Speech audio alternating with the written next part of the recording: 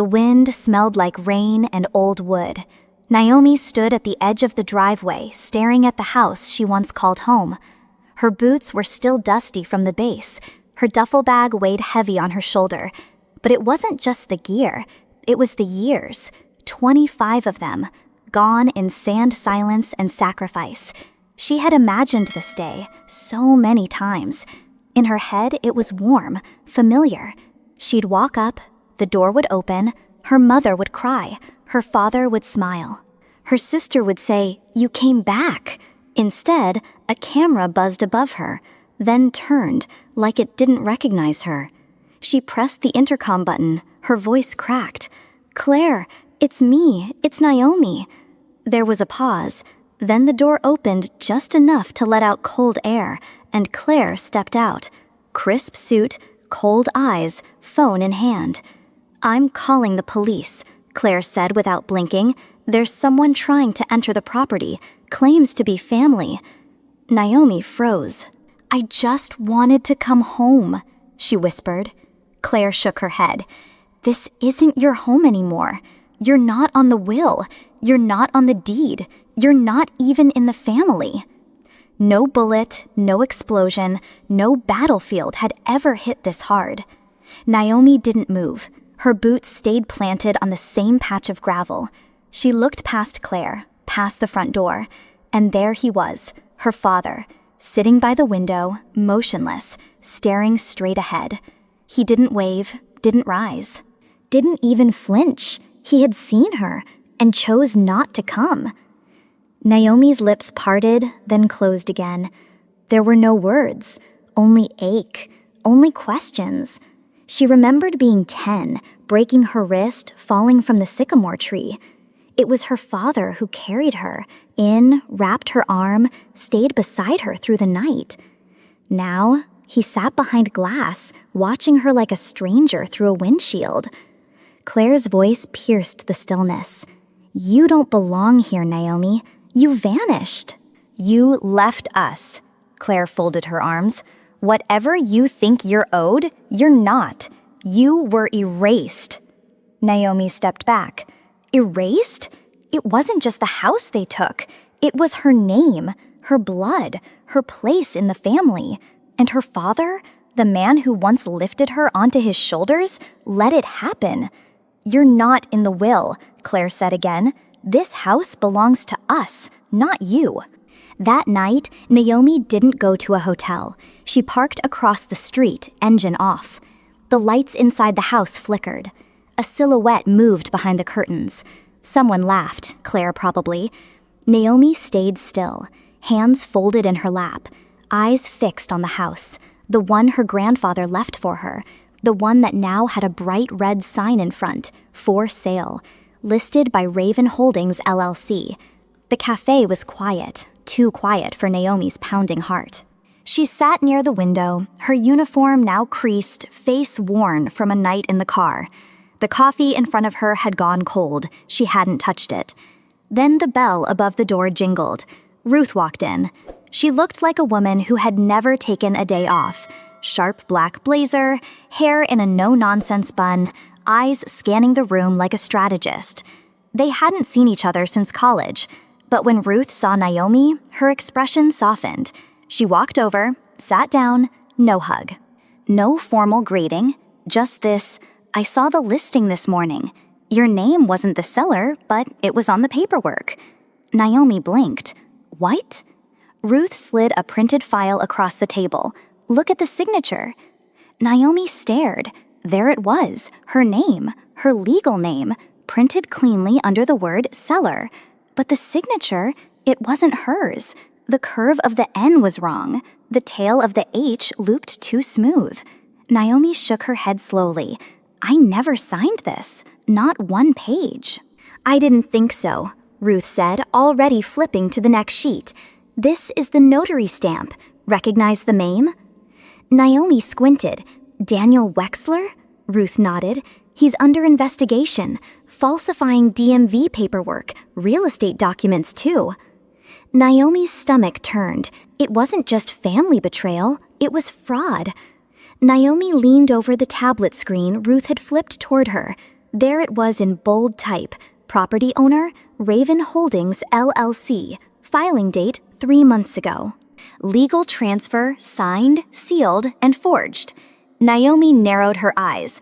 That company doesn't... it sound made up. Ruth didn't look up. Because it is. She tapped a few keys, pulling up a new screen. Shell Corporation, no physical office. Registered to a P.O. box in Nevaeh. Connected to at least 3 other fake entities, all recently opened. All traced to one family name, Keene. Naomi froze.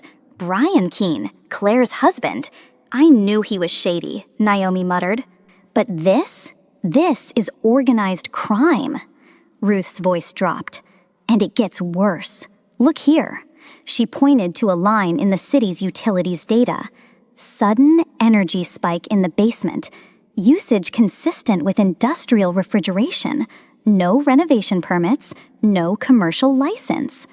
What could they be keeping down there? Naomi asked. Ruth's eyes stayed sharp. Whatever it is, they're hiding it. That night, Naomi parked 2 blocks away, dressed in black, no headlights. She needed to know. She circled the house on foot, sticking to shadows. At the rear, near the basement windows, she spotted something strange. A vent cracked open just slightly, wires tucked beneath, and a dull hum like something cooling. Naomi crouched down, pressed her ear close. Voices, muffled, male. Then one voice rose clear, familiar. If that officer girl finds out, cut the tie, no warning. Her chest locked. It was her father. Naomi didn't sleep that night, not really. She sat in her car, watching the windows of her childhood home flicker until dawn. Her mind raced, playing that voice over and over. If that officer girl finds out, cut the tie, no warning. It wasn't paranoia, it was confirmation. Her father wasn't just silent, he was involved. The next morning, she went looking for the one man in town who saw things others ignored. Ethan Roy, former Marine, now a mechanic. He lived 2 houses down from where her grandfather's old property stood. He opened the garage door with grease-stained fingers blinking against the sun. Naomi, he squinted, you look like hell. Naomi gave a half smile. Been worse. They talked inside under the rattle of engine tools and the hiss of a leaky air compressor. I've seen them, Ethan said, voice low. Black vans, no plates. Come in after 11 p.m. Always the same route. Park by the side gate, unload, no lights on, no talking. Naomi leaned forward. Unload what? Ethan shook his head. Crates, wooden, heavy. 2 guys can barely lift one. They bring them into the basement, he nodded. Every time. Any markings? None I could see. No customs labels, no codes. Naomi's blood ran cold. Brian ever with them? Ethan's jaw tightened. Every time. These weren't just family secrets. They were operations. Organized, quiet, hidden in plain sight. And worse, the house being used for it was supposed to be hers. Naomi returned to the alley that night. Same boots, same black hoodie. This time her phone was recording, and her nerves were steel. She crouched behind the broken fence near the basement vent. The hum of machinery buzzed in her ears. Then voices. Clearer now. We need to wipe the security logs by Friday. She's been seen near the property. No slip-ups. No names. And if she pushes further, cut her off. She's unstable. Use that. Then came the voice that made her stomach turn. Her father. Naomi was always a wild card. If she uncovers anything, burn the trail, and let her fall on her own record. Her breath caught. This wasn't silence anymore. This was strategy. They weren't afraid she'd come back. They were preparing for it. Together. Claire controlling the real estate records. Brian handling logistic shipments and the paper trail. And her father, the one who should have protected her, pulling strings from behind the scenes. Raven Holdings wasn't a mistake. It was built with intent, built on bloodlines. Naomi sat frozen behind the fence, rage tightening in her chest. They erased her, legally, emotionally, now possibly even physically. That night, as she sat back in her car, her phone buzzed. Unknown number, one sentence. We have your military psych report. Know your place, stay quiet. Naomi read it twice, then a third time. They were playing dirty, and they just made their first mistake. The folder hit the desk with a quiet thud. Ruth stood across from the federal clerk at the Fairfax District Court. Her tone was calm, her words surgical. Emergency injunction. We're requesting an immediate freeze on all property transfers tied to Raven Holdings, LLC. Evidence includes forged signatures, fraudulent notary stamps, military clearance abuse, and suspected money laundering through shell companies. The clerk looked up. Naomi sat beside Ruth, still in uniform, tight-jawed, eyes hollow. She didn't speak, but her presence was loud enough. Ruth slid more documents forward. We're also filing for a criminal investigation into contract fraud under Federal Procurement Law, Title 41. These individuals used falsified credentials, including clearance data from Lieutenant Colonel Naomi Hale's service file, to apply for restricted defense contracts. The judge's assistant stepped in, quietly took the file, left the room. A long pause followed. Then the clerk cleared her throat. Temporary hold granted. All asset transfers, sales, and title modifications connected to the Hale family estate will be frozen effective immediately pending investigation.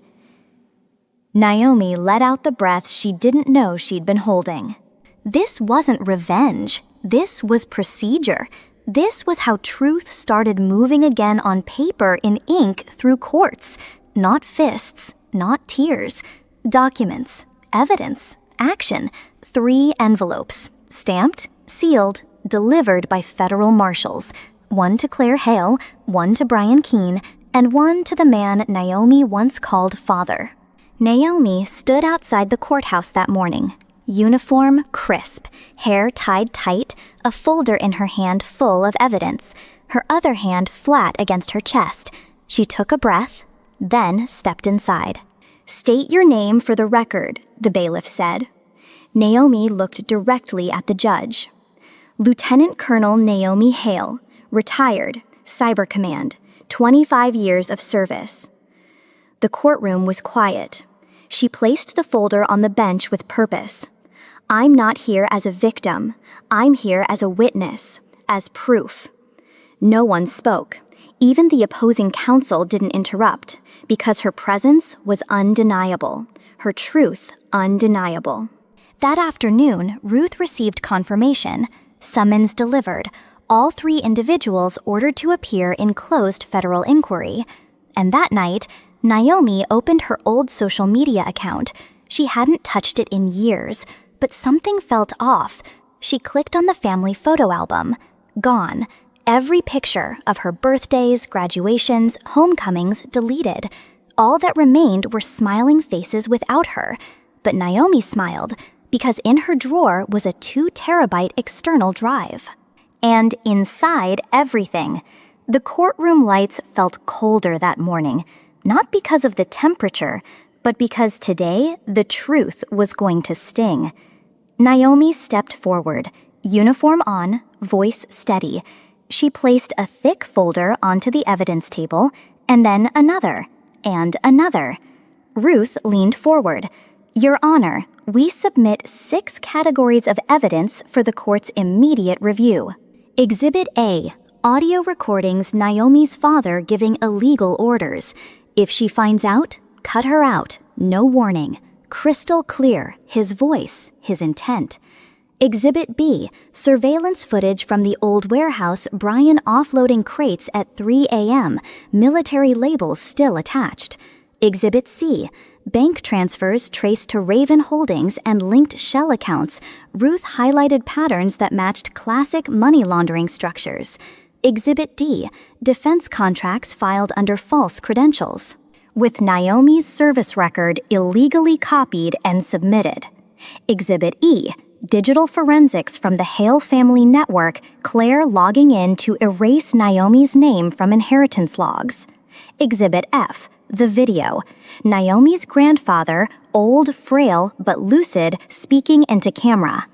I leave this house to my granddaughter Naomi Hale. No one else, no company, no clause. The room went silent. Even the defense attorney's jaw clenched. This wasn't a court hearing anymore. This was an unmasking.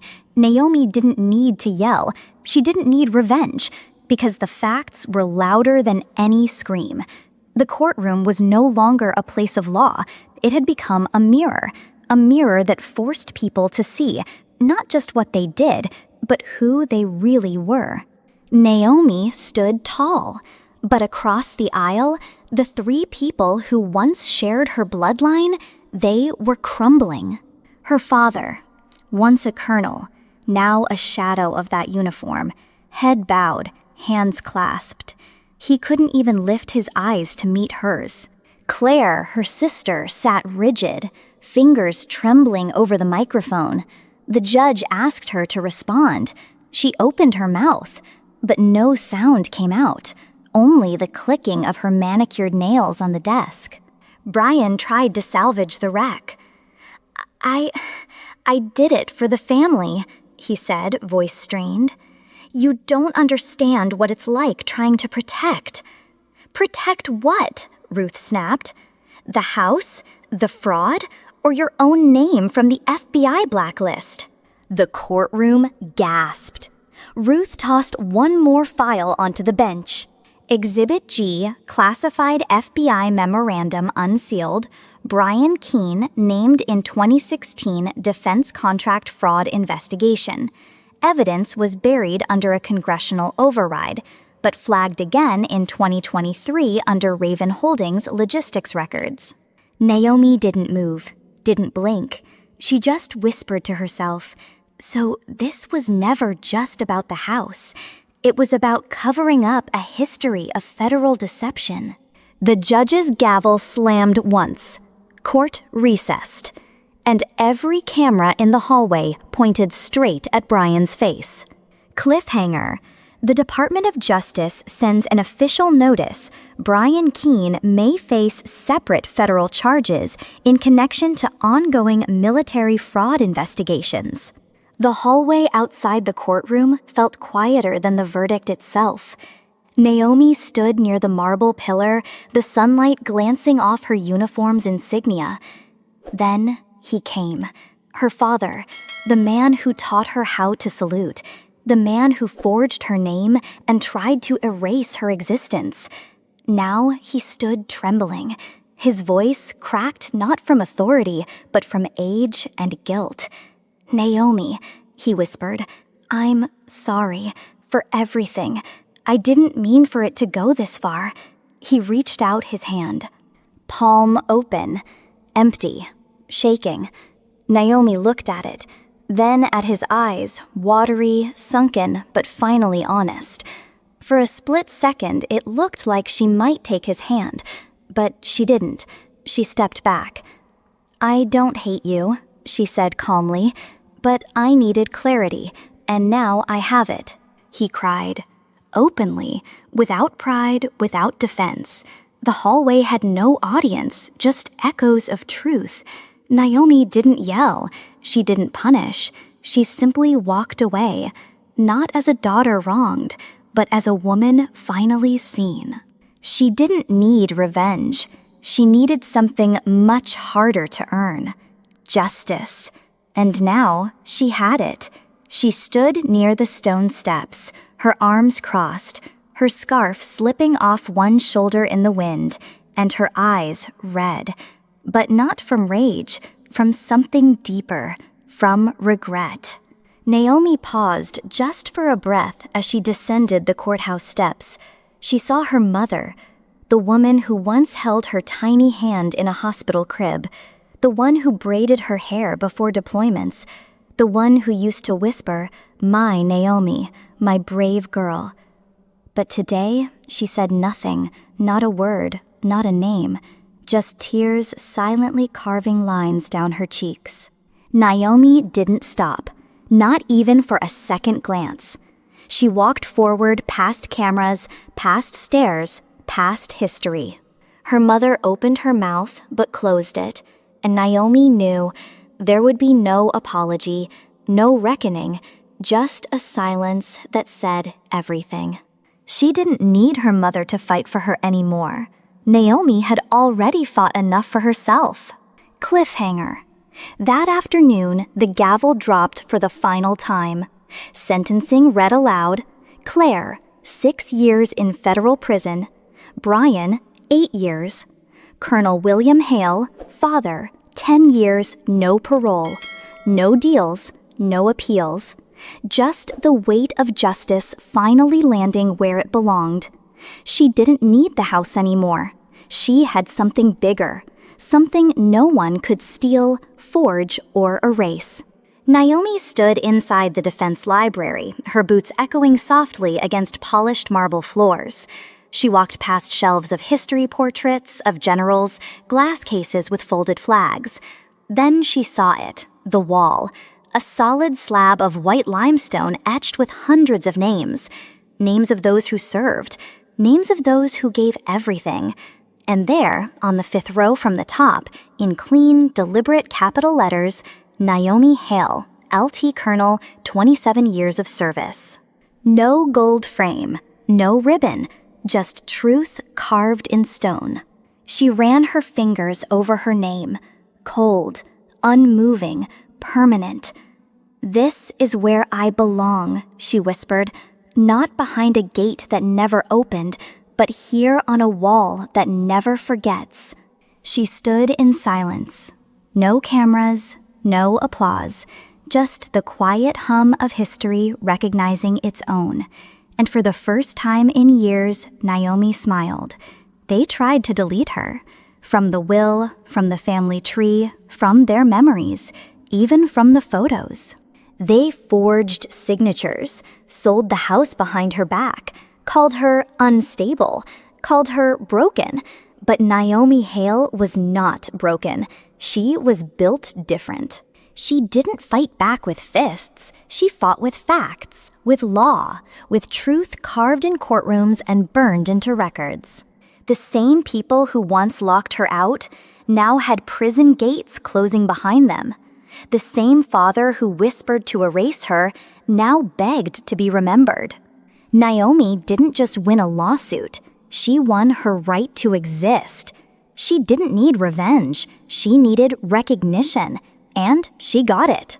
Her name once disappeared from documents. Now it sits inside federal archives, court rulings, and defense walls. They tried to erase her. Instead, she carved her name into history. Sometimes the people closest to us will try to rewrite our worth. They'll call us broken. They'll shut doors we helped build. And they'll try to erase us, not because we failed, but because we dared to rise beyond the boxes they built for us. But here's the truth. Your value isn't up for vote. Your story isn't theirs to delete. What Naomi taught us is simple but powerful. You don't have to scream to be heard. You just have to stand with your truth and not move. In a world that rewards silence in the face of betrayal, Naomi showed us the strength of staying, not to beg for belonging, but to claim what was always yours. If Naomi's story moved you, if you've ever been silenced, sidelined, or underestimated, then you belong here. Subscribe to Athena Stories for more real stories of quiet strength, painful truths, and the victories that don't make headlines but make history. Because the world needs to hear your voice too, and sometimes healing begins with a story.